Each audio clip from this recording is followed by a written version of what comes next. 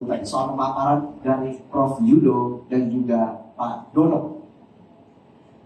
Pertanyaan yang paling utama tentu yang ingin kami tanyakan ya sebagai anggota DPR, ketika data terkumpul, walaupun tadi Pak Indra udah bilang, perlindungan terhadap data pribadi itu menjadi suatu keharusan, itu yang paling utama. Lalu kemudian tadi juga Teknurul nanya, berarti kalau misalnya kita pakai bisa sendiri-sendiri nih anggota DPR pakai, terus siapa yang bisa, mereka bisa melihat dong. Mereka itu dalam arti berarti Pustek Info, berarti bisa melihat dong katanya gitu.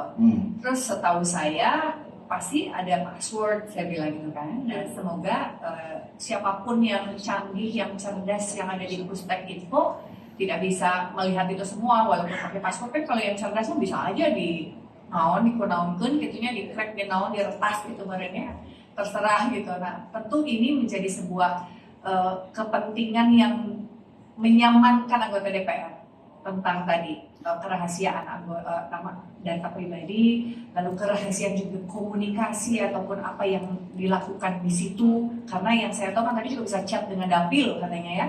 Kalau chat dengan dapil tentu saya kepikirannya dalam pikiran saya chat dengan dapil itu dengan masyarakat konstituen kah, misalnya konstituen kan zaman sekarang juga ada aspirasi masyarakatnya yang disampaikan kepada DPR ya. Kalau nggak salah Ibu siapa ya Pak Yaknudung khusus berbicara tentang menerima aspirasi, tapi hanya menampung Bu Neti ya, menampung dan menyebarkan kepada komisi ataupun AKD yang sesuai dengan aspirasi yang tersebut. Nah, apakah itu juga dengan super app ini bisa dilakukan khusus kepada anggota DPR secara langsung? Saya belum tahu ya, ini pertanyaan saya juga ya. Lalu kemudian, apakah kemudian bisa terjadi chat juga antara saya dengan anggota DPR lain yang satu fraksi? Itu pertanyaan juga. Apakah kemudian saya sebagai anggota DPR juga bisa chat sama-sama di super app ini dengan anggota DPR yang satu dapil tapi lintas fraksi? Misalnya Sukabumi Kabupaten Kota ada 6 kursi dimiliki oleh 6 fraksi yang berbeda atau 6 partai yang berbeda. Nah, apakah itu juga bisa terjadi? Walaupun saya nggak tahu ya itu bisa atau enggak, karena namanya rival ya. Kalau memang bisa dilakukan sih berharapnya kan kadang-kadang apa konstituen saya minta apa, tapi karena saya di Komisi 1 mungkin tidak bisa saya penuhi, mungkin bisa dipenuhi oleh teman-teman saya yang lain yang 5 lintas fraksi tersebut. Saya nggak tahu tuh kalau memang ini bisa dimunculkan, berarti kan akan ada sinergitas komunikasi lintas partai untuk memberikan manfaat pada rakyat dan keren banget ya. Kalau itu bisa diwujudkan dengan super app ini, alhamdulillah. Berarti semua dapil bisa guyup walaupun beda rumah. Kan itu harapannya ya, kan kita mewakili rakyatnya bukan mewakili partai cenanya. Kalau udah di sini mah kan mewakili rakyat juga semua gitu kan. Nah itu kalau bisa diciptakan keguyuban itu keren. Keren. Asik. Oke, baik. Tepuk tangan sekali lagi untuk Ibu. Pak Dono, ini yang ditekankan tadi oleh Ibu Desi dan juga sebelumnya oleh Pak Rizky ya, ini soal keamanan. Ini sangat penting Pak Dono, apalagi ini menyangkut keamanan juga data pribadi dan sebagainya. Ini bagaimana ke depan untuk menjamin keamanan aplikasi Pak Dono? Ya, keamanan ini kan ada dua ya. Pertama keamanan daripada aplikasinya, terus kedua keamanan dari sisi datanya. Dan dua-duanya ini di bawah otoritas daripada BSSN, gitu ya. Sebab itu untuk memastikan ini kita sudah minta untuk dilakukan audit sebelum kita launching. Jadi sebelum kita launching, sebelum kita pastikan bahwa semuanya akan aman, itu kita minta advice daripada BSSN, gitu ya. Seperti biasa, BSSN memberikan catatan-catatan, ada yang ringan, ada yang sedang, tapi nggak ada yang berat, ya. Dan itu sudah kita tindak lanjuti, ya, sudah kita tindak lanjuti rekomendasi-rekomendasi catatan daripada BSSN, gitu ya. Di aplikasi sendiri kan kita juga sudah menggunakan SIM sign on, ya, itu sudah menunjukkan dia cukup kuat ya. Hanya orang tersebutlah yang punya otoritas untuk bisa masuk ke situ, ya. Dan ini aplikasinya aplikasi bersifat pribadi, jadi pribadi. Kemudian juga kita perkuat dengan two factor authentication, itu juga kita lakukan. Kalau ditanya ada celah nggak? Ya pasti ada, pasti. Nah celahnya itu biasanya dari internal. Ya, kalau kita sendiri lalai kadang-kadang, karena kita lalai gitu ya, udah serahkan saja kepada pelan-pelan ya. Selesai ya, semuanya dihandle sana. Kita nggak tahu attitude daripada teras seperti apa, kita nggak tahu bagaimana menggunakannya gitu ya. Dan itu potensi kebocoran. Dia nyimpannya di mana, ya. Sehingga kalau dari sisi kami berupaya semaksimal mungkin untuk menjaga daripada kerahasiaan atau masalah kerahasiaan data ini. Ya. Terus kemudian masalah pengaduan ini ada di sini. Jadi seluruh pengaduan masyarakat kita punya aplikasi namanya Sidumas. Itu masuk ke dalam Sidumas pengaduan masyarakat. Hanya saja kita tidak ada interaksi Bu dengan masyarakat, nggak ada. Ini tidak. Kita tampung, terus kemudian kita bisa memonitor perkembangan daripada laporan tersebut. Apakah komisi sudah menindaklanjuti atau belum gitu ya, sesuai dengan channeling atau penyelesaian daripada pengaduan yang disampaikan oleh masyarakat gitu. Itu ada di sini gitu ya.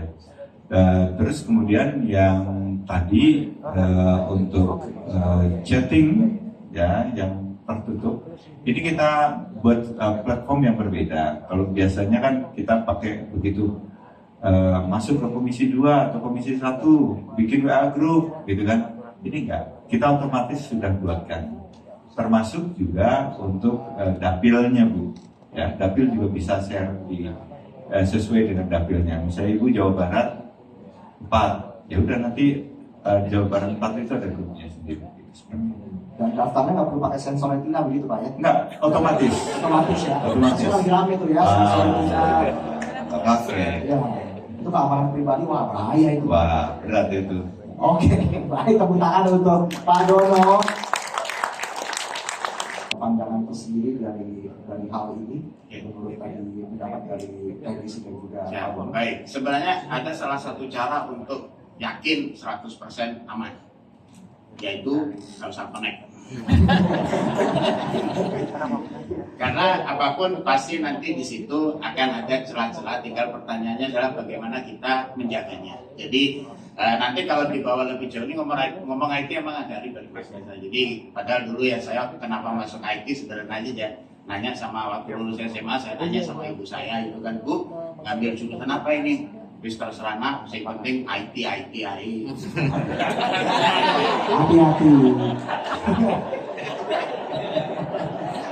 Bisa aja Pak Dono.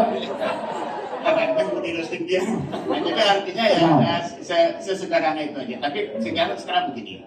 Yang jelas kita perlu antisipasi. Satu, bulan Oktober mungkin akan keluar PP PDP. Itu mungkin Ibu Bapak di sini lebih tahu. Jadi tentu akan makin seru. Tinggal pertanyaannya adalah yang berikutnya. Kalau tadi teman-teman Tekinfo saya yakin pasti akan dengan sangat bekerja keras untuk melindungi keamanan data di sana. Aman satu hal, tetapi juga berdaulat juga hal lain. Jadi kalau Ibu Bapak melihat ChatGPT gampang banget memberikan informasi kepada Ibu Bapak, mohon dipahami kalau ada di ChatGPT berarti ada di publik. Nah sementara kalau di kita ini kan banyak yang masih sensitif, banyak yang sifatnya rahasia. Artinya kerja lanjutannya adalah sesuai dengan PDP juga, sesuai dengan Satu Data Indonesia, kita perlu lakukan klasifikasi. Saya 6 tahun jadi sekjen di UI, sekretaris senat dulu di UI. Kita tahu banget bahwa satu panja mungkin belum bisa tahu informasi panja lainnya. Satu pansus tidak bisa tahu sampai nanti berupa dokumen publik dan final. Jadi kamar-kamar itu harus tetap dijaga. Nah, jadi kalau tadi dinyatakan oleh TJC nanti mereka belum tahu segala macam. Sebenarnya teman-teman Tekinfo pun apakah mereka tahu password saya untuk masuk ke sistem? Kalau misalkan saya jadi anggota DPR, jawabannya mestinya tidak. Kenapa? Karena seluruh passwordnya dienkripsi. Mereka pun juga nggak akan bisa baca. Jadi kalau lalu kemudian terklasifikasikan oleh Ibu Bapak Dewan rahasia, maka Tekinfo pun juga nggak bisa lihat. Nah, tinggal pertanyaannya adalah hal-hal seperti itu harus dijaga, termasuk tadi Pak Dono sudah menyampaikan ada 2-factor authentication, VPN dan segala macam, itu harus digunakan. Problemnya satu, setengah mati teman teman-teman Pustakinfo ngejagain data ibu bapak sekalian. Kalau di gadget ibu bapak sekalian, kalau di tablet ibu bapak sekalian nggak dijaga, lalu ada malware, ibu bapak nggak dijaga, keluar juga dari sini. Nah, susahnya adalah sekarang dengan netizen kita yang sangat terhormati kan. Jadi akhirnya begitu udah masuk nanti dibilang datanya bocor. Padahal bocor bukan dari sini tapi dari sini. Nah, itu yang nanti kita juga perlu antisipasi. Artinya sih banyak hal yang pasti dilakukan perimeter oleh teman-teman dari Techinfo, dan apakah selalu itu aman? Jawabannya tidak. Guru saya Kamono di sini dulu pernah mengatakan kita bikin pagar 4 meter, nanti ya pencuri data datang dengan tangga 5 meter. Dan lombanya kan ada terus. Dulu ransomware nggak ada, sekarang ada ransomware dan sebagainya. Tinggal sekarang adalah sama-sama yuk kerja keras. Kalau tidak dipakai sayang itu anggaran negara atau untuk meningkatkan produktivitas ibu bapak sekalian. Ya. Nah tinggal yang berikutnya, mari kita amankan bersama. Baik, boleh tepuk tangan untuk Prof. Widodo. Saya kembali ke Teh Desi. Teh Desi tadi setelah kita bicara soal keamanan, ternyata konektivitas antar anggota itu sangat penting. Artinya potensi dari aplikasi Nusantara ini bagi anggota kita itu akan sangat besar dan sangat luas. Kalau dengar ceritanya dari Pak Dodo seperti itu, ya alhamdulillah, artinya setiap anggota akan punya kamar-kamar tersendiri untuk melakukan chat. Misalnya saat ini kita sedang sama-sama bertugas di salah satu panja, katakanlah panja RUU penyiaran, revisi RUU penyiaran misalnya.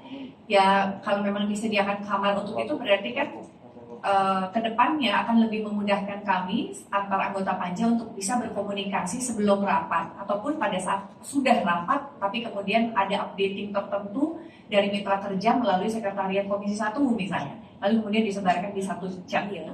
Artinya kan ada juga bisa dibuatkan kamar-kamar yang berbeda, kamar pimpinan mungkin, kamar pimpinan bersama Kapoksi gitu kan, kamar seluruh anggota secara pleno misalnya gitu, ataupun ada sekretariat atau tanpa sekretariat. Itu bisa, kalau memang itu aplikasinya bisa menyediakan hal itu, saya rasa itu sangat bermanfaat sekali bagi kami. Itu yang pertama. Yang keduanya sekali yang ingin saya sampaikan, pohok gitu sekali gua tapi jadi agak kelupaan, barusan udah lewat terus tapi jadi hilang lagi. Yang terpenting menurut saya juga kitanya tadi. Kalau berbicara soal keamanan ya tentu kitanya, penggunanya gitu ya. Ketika itu sudah disediakan ini itu, tentu kitanya juga harus disiplin dalam tanda petik, disiplin untuk bisa menjaga, disiplin dalam segala hal lah menurut saya, dan konsisten untuk menggunakannya.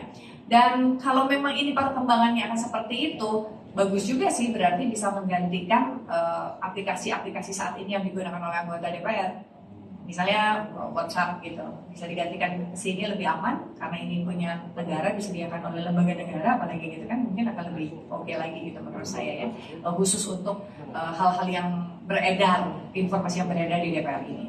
Lalu yang terpenting sekali juga satunya buat saya adalah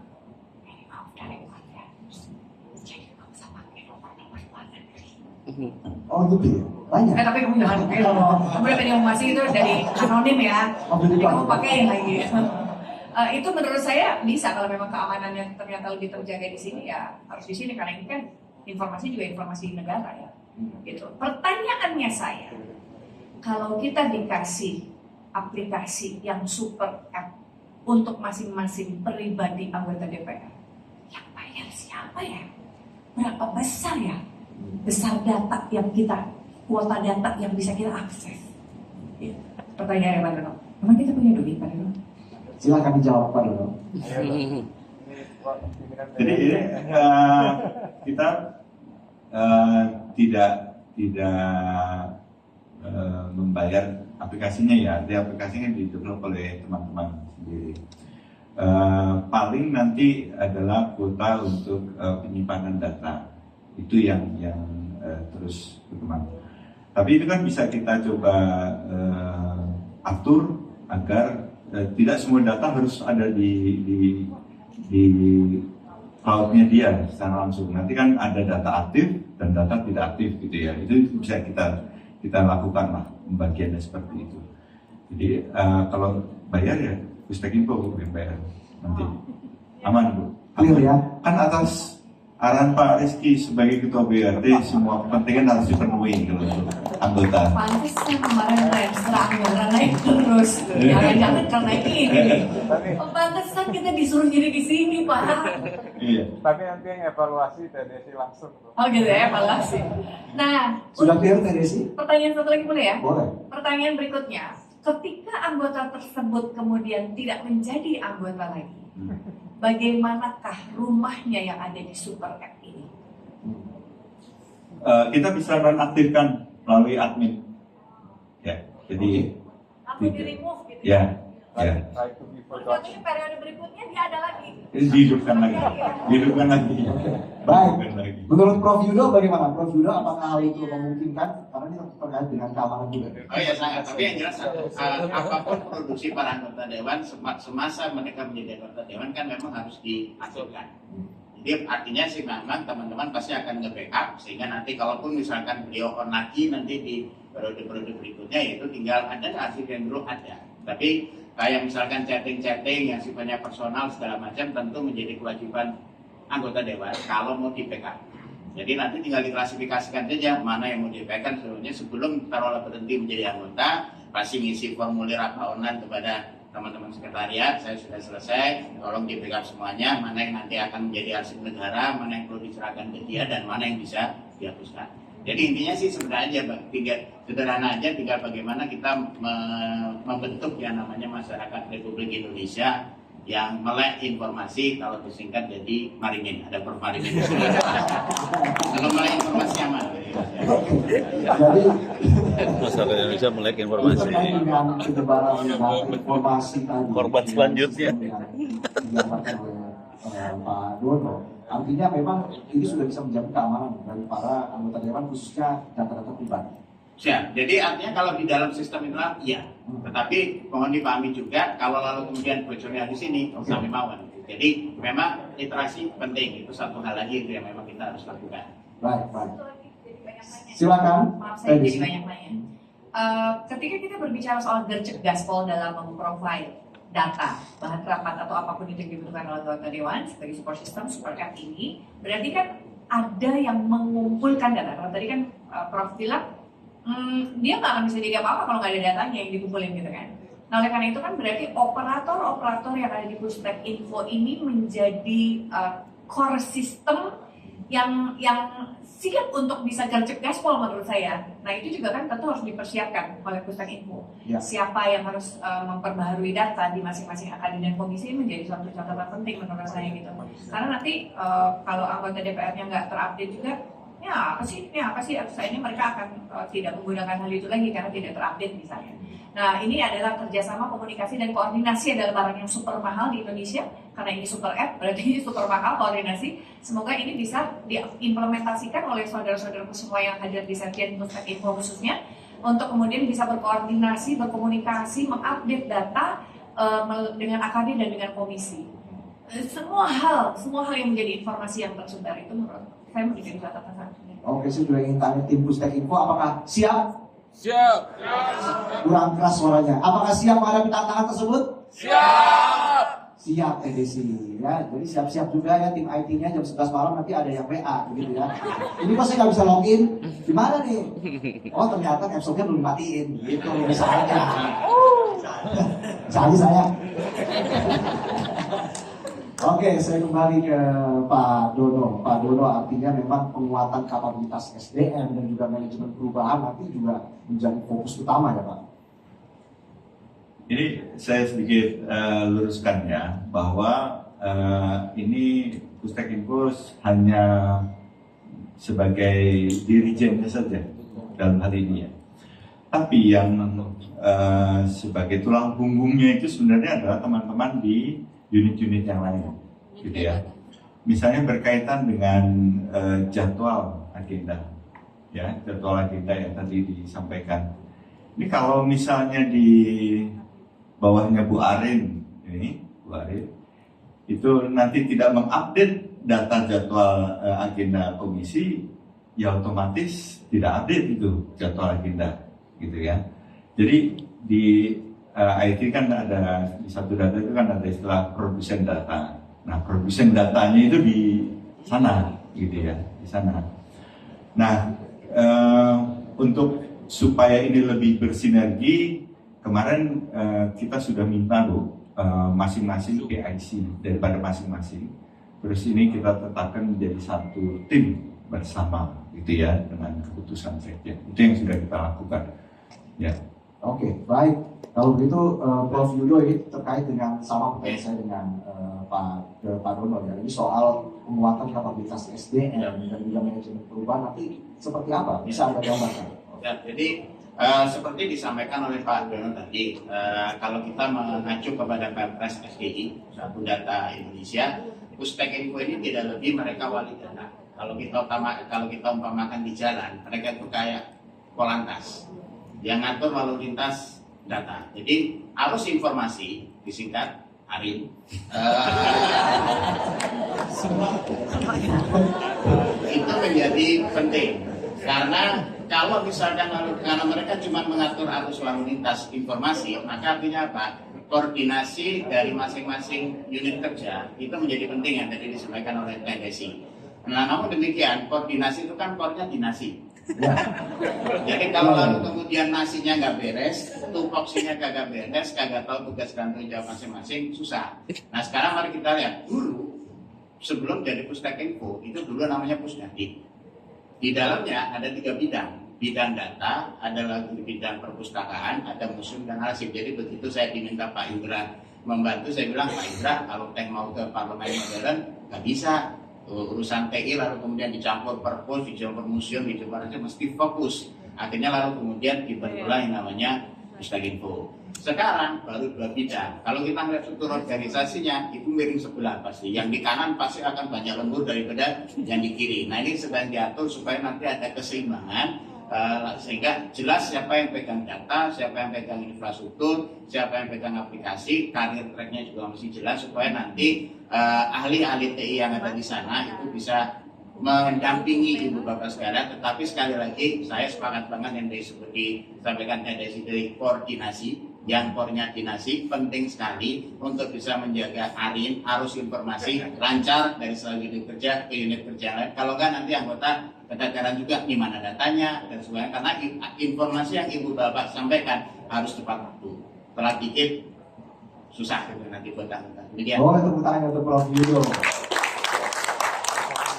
Tadi saya itu sudah 15 kalau ini tadi ya. Desi, kalau kita bicara soal keberlanjutan, khususnya terkait dengan aplikasi Nusantara agar berkelanjutan, maintenance ini kan juga menjadi sorotan. Apakah ini menjadi fokus perhatian untuk Desi? Kalau bicara soal pelatihan, tentu sebagai manusia yang terus bertumbuh selama Allah berikan kita kepanjangan usia dan kesehatan sih, tanpa harus dalam suatu bentuk support anggaran, terus buat pelatihan, diklat dan apa-apa ya kita memang sebagai manusia memang kewajiban kita adalah terus memacu diri kita untuk mengupgrade ilmu pengetahuan, mengupgrade skill, dalam kondisi apapun ya, formal maupun informal gitu. Tentu kalau dalam konteks formalitasnya nanti Pak Dono pasti akan menyampaikan di rapat registrasi bahwa ini adalah ada kebutuhan anggaran untuk kemudian ada diklat khusus untuk misalnya upgrading aplikasi ini, nanti mungkin ada acara TA untuk memahami dan memberitahukan kepada anggotanya, karena mungkin saya nggak yakin anggota akan datang dalam konteks sosialisasi dan edukasi super app ini misalnya, mungkin TA-nya yang akan hadir gitu untuk mengumpulkan untuk memberikan informasi kepada anggotanya. Lalu kemudian yang terpenting sekali menurut saya adalah change gitu yang paling utama. Membuat kebiasaan baru tidaklah mudah di satu tahapan. Mungkin 3 bulan pertama belum tentu semua anggota 550 akan menggunakan. Dan 500 belum tentu mau bisa dirasakan kemanfaatannya. Nah ini juga harus menjadi evaluasi kinerja. Super App ini bisa target untuk kemudian terkoneksi dengan semua anggota dan memberikan manfaat itu dalam jangka waktu berapa, itu juga harus dipikirkan oleh Pak Dono dan kawan-kawan. Dan kemudian Super App ini harus terus bertumbuh gitu, memberikan kemanfaatan yang terus sesuai dengan seiring zaman berkembang. Ada apanya, karena saya yakin kalau ada sesuatu yang baru, variatif dan dirasakan sekali langsung manfaatnya, pasti akan terus mempertahankan aplikasi Super App ini untuk terus ada di dalam kehidupan kita sehari-hari sebagai warga DPR selama 5 tahun paling tidak gitu. Jadi kita tidak akan tergiur dan jatuh cinta pada aplikasi-aplikasi yang lain. Jadi itulah yang harus kemudian ditawarkan juga oleh Super App ini menurut saya. Sampai bisa mengajak misalnya seseorang begitu yang pindah dari WhatsApp ke Super App ini. Betul itu yang penting. Jadi perceraiannya itu terjadi adalah pada saat 5 tahun nanti gitu. Oke, baik. Saya langsung ke Pak Dono. Pak Dono, ini mekanisme monitoring dan juga evaluasi implementasi dari aplikasi ini. Nanti ke depan seperti apa itu, Pak?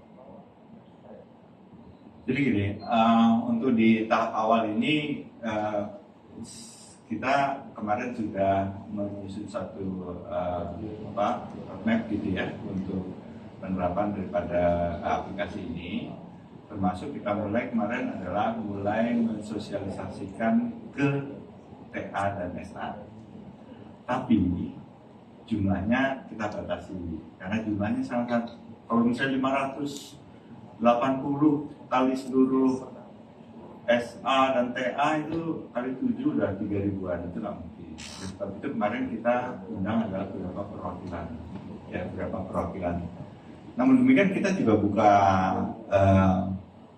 membuka ruang gitu untuk apabila dari fraksi itu ingin membuat suatu kelas khusus untuk pengenalan ini, gitu ya. Misalnya Bu Desi fraksi PAN terdepan, gitu kan?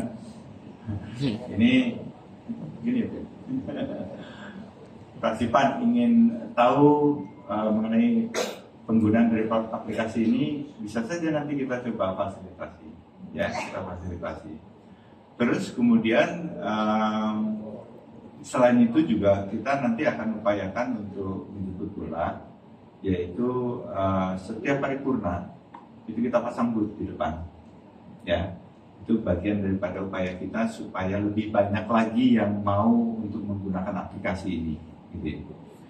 Nah, bagaimana evaluasinya? Evaluasi akan dilakukan secara reguler, baik itu kemanfaatan daripada aplikasi ini sendiri maupun fitur-fitur yang memang diharapkan oleh anggota. Jadi ini adalah aplikasi yang sifatnya tumbuh, dia tidak statis. Begitu anggota mengatakan, tolong dong dikasih nanti notifikasi keluar bunyi ting gitu atau apa, sekarang belum bisa, nanti seperti itu. Ya kita akan fasilitasi. Tolong dong nanti dimungkinkan untuk bisa video conference, tidak hanya chat. Ya, kita akan coba lakukan gitu ya. Nah, ini kita lakukan secara berkala, bertahap gitu ya. Nanti pasti ada proses yang harus kita lalui secara berjenjang gitu ya. Sama seperti Gojek kan juga dulu gitu ya. Belum ada GoFood, GoHealth dan segala macam gitu. Mereka tumbuh juga ya, mulainya dari untuk kendaraan saja dulu ya, terus kemudian ada kebutuhan GoFood, oke, dipasang lagi sih. Nah itu yang akan kita coba lakukan untuk yang Super App Nusantara ini. Saya rasa itu. Baik Prof. Dulu biasanya tantangannya ada di mana, Prof? Melihat aplikasi yang bertumbuh seperti itu. Siap. Jadi ada 3 hal yang harus kita lakukan. Satu, role model. Jadi artinya tentu saja walau bagaimanapun pasti akan perlu role model dari ibu bapak para pimpinan, dari para anggota dewan, pimpinan fraksi, untuk lalu kemudian mengajak anggotanya untuk menggunakan aplikasi ini. Karena sekali lagi yang dibuat oleh teman-teman Pustek Info ini hanyalah embel. Nanti informasinya akan diisi oleh masing-masing unit kerja untuk digunakan oleh ibu bapak sekalian. Yang kedua tadi R, yang kedua adalah edukasi. Jadi artinya perlu ada pelatihan, masuk di buku dan sebagainya. Pahami juga bahwa ibu bapak anggota dewan itu sibuk. Jadi perlu diatur nanti mekanisme sosialisasi, itu S yang ketiga. Jadi udah ada R, udah ada E, udah ada S, terakhir ada aplikasi. Jadi perlu role model, edukasi, sosialisasi, aplikasi, disingkat. Terima kasih Prof. Guido, akhirnya saya disebut juga ya namanya. Terima kasih Prof. Guido.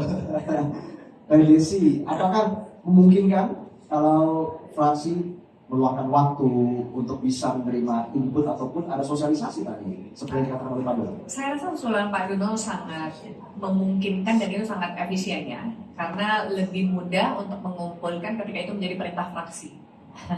Jadi pasti anggota akan datang pada saat rapat fraksi khusus untuk pengenalan dan nanti mungkin ada masukan-masukan bagaimana menggunakan, bagaimana upload, bagaimana kemanfaatannya. Kita kerjasama dengan Pustek Info sangat bisa sekali dan itu sangat pasti akan datang insya Allah. 9 out of 10 pasti semuanya pada datang. Oke. Itulah kurang lebih. Pak Dono sudah siap ya untuk disosialisasikan ke depan. Nah sekarang tinggal bagaimana aplikasi Nusantara ini bisa benar-benar efektif begitu ya Pak Dono untuk bisa membantu anggota dewan untuk bisa menindaklanjuti aspirasi rakyat. Nah harapannya seperti apa Pak Dono? Ya, nanti tentunya aplikasi ini kita evaluasi secara berkala itu tadi ya. Nah, mungkin juga nanti kan kita bisa lihat statistik penggunaan daripada fitur-fitur yang ada. Ya, mana fitur-fitur yang jarang dipakai gitu ya. Ya sudah, ini memang sesuatu yang menurut kesekjenan ini penting, tapi menurut anggota ini nggak penting gitu kan.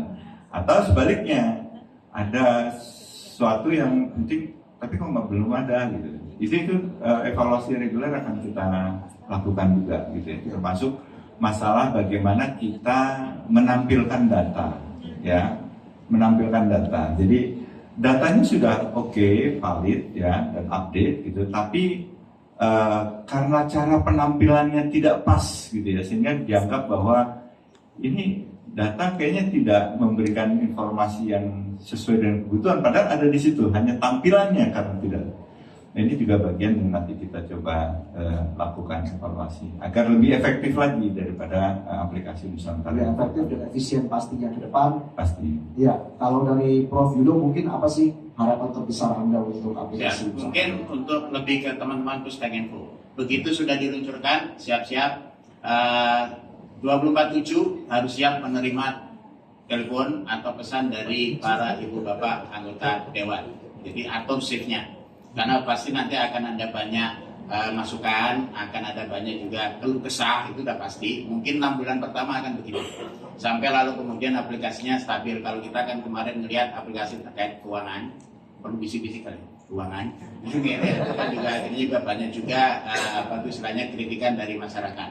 Lalu yang kedua, tangkap aspirasi dari ibu bapak anggota dewan, karena pasti akan ada banyak masukan-masukan. Bisa nggak ini ditambah ini ditambah dan sebagainya, susun prioritas.